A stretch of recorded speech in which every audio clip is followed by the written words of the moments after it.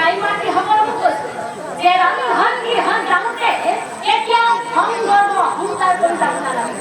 আৰু এটা কথা মনত ৰাখিব যে খং গৰ্ব অহংকাৰ কৰি যিমানেই ভালকৈ খাদ্য বনাই নিদিয়ক কিয়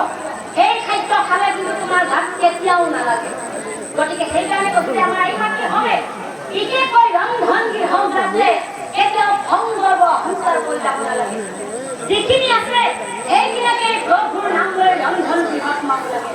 কিন্তু আমি সেইখিনিকে নকৰি খং গৰ্ব অহংকাৰ গালি পালি বহুত কিবা কিবি বস্তু বাহিনী আছিলে এইবিলাক নহ'ব জানো যদি তেনেকে বনাওঁগে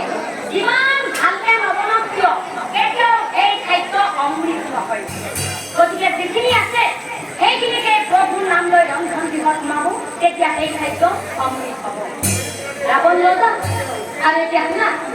তোৰ খাদ্য ঠিক এনেকুৱাই কৰি ভিক্ষাৰ খাদ্য মানে বেয়া খাদ্য কিয় জানা তই গৰ্ব অহংকাৰ কৰি ৰজাগণক মাতি তই ৰাজভোজন পাতিলি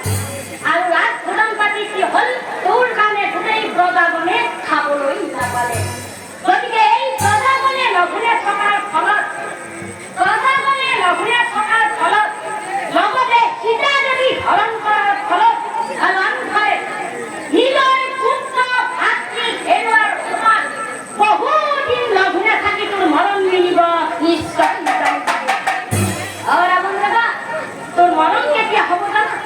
সেই প্ৰজাগণে লঘোণে থকাৰ ফলত লগতে সীতা দেৱী হৰণ কৰাৰ ফলত নিজৰ পুত্ৰ ভাতৃ হেৰুৱাৰ সমান বহুদিন লঘোণে থাকি তোৰ মৰম মিলিব নিশ্চয় জানিব